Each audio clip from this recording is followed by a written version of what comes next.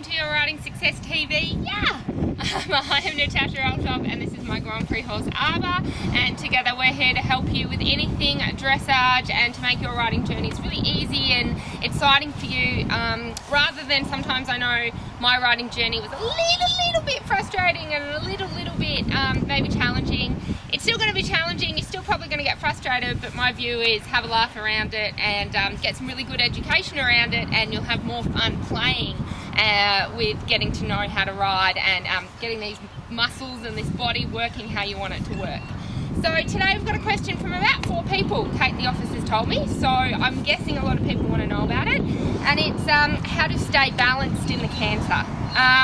So we've got people that are losing their stirrups a little bit, or a big one I see when people canter is they go, okay, trot, trot, trot, canter, and they lean forward, and then you've got the people that canter in a real rocking thing like this, or we had people that just felt they were going to fall off, kind of like bounce off to the side.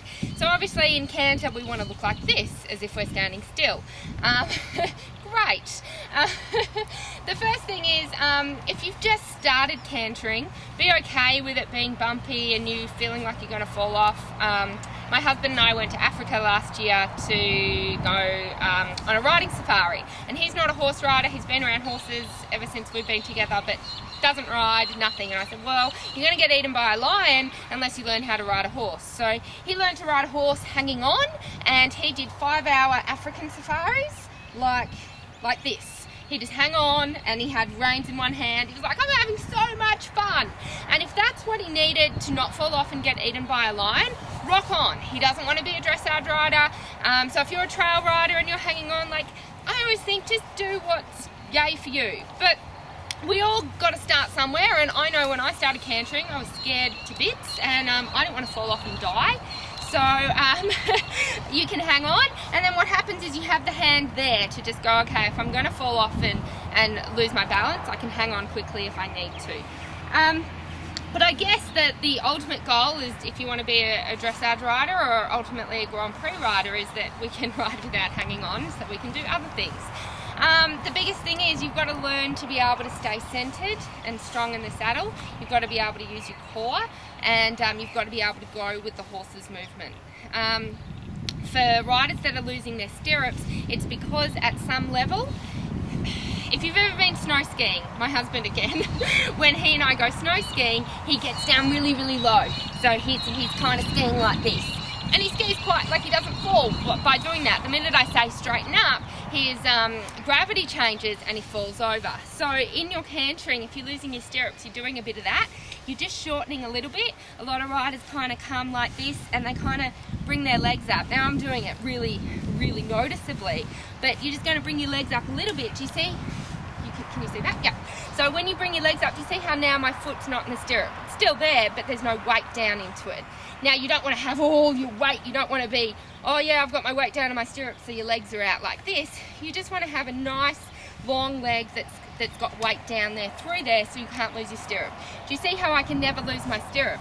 This stirrup can never move because there's weight down there, and it can't fall through. Like if I had my toes up, it could then maybe fall through.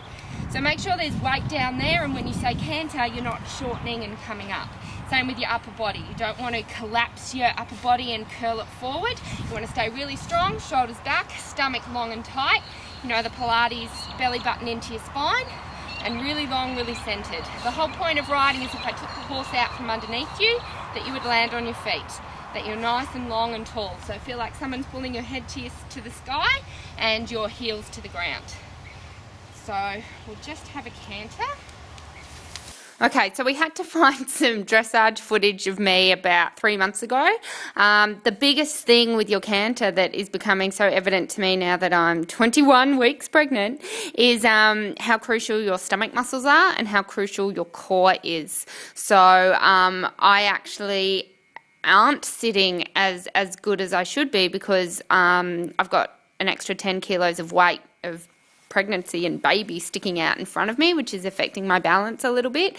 And my stomach muscles aren't as strong as what they were because of all the stretching and everything else that's going on. So the biggest thing when it comes to your seat, how do I sit well in the canter? How do I sit well in the trot? How do I sit well? How do I sit still? It's your stomach, your stomach, your stomach, your stomach, your stomach. I can't emphasize that enough. And yes, you can do Pilates and yoga and ab crunches and everything else, but the best way to get that area strong in the way that you need it strong for riding is to ride. Keep riding, keep pushing yourself, and that stomach area, all the muscles that you need to stabilize and to keep you still will get stronger and stronger. Okay, so in the canter, all I'm thinking is weight down through the ankle, and I'm stamping on the 1 beat. So 1, 1, 1, 1, 1. I'm using my ankle as a shock absorber and just sending all my weight down through there so I can keep a nice long leg, which means my 2 seat bones can stay connected to the horse's back and can stay down, and therefore everything's staying and going with the horse. The whole point is don't get too tense, otherwise you'll be too blocked and won't be able to go with the horse's movement. You can see I do have some movement through my body. My body, upper body moves and my lower body moves, but it's all going with the horse, so it looks quite centered and quite, fluid. You want it to be fluid. You want it to look effortless. So I trust that helps. I'm sure you're going to have heaps and heaps of fun playing with it, learning to use all your different muscles and just growing your strength. It's okay for it to take time and have fun with it taking time. I love that I'm a better rider than I was 5 years ago, and I'm going to be a much better rider 5 years from now. So enjoy the journey, and if you need more help, I do have an in-depth seat program where I go into depth of how to seat and what you should be thinking about. It goes for a couple of hours, so if you're interested in that, you can go to my website, www.yourridingsuccess.com. All right, have a super week.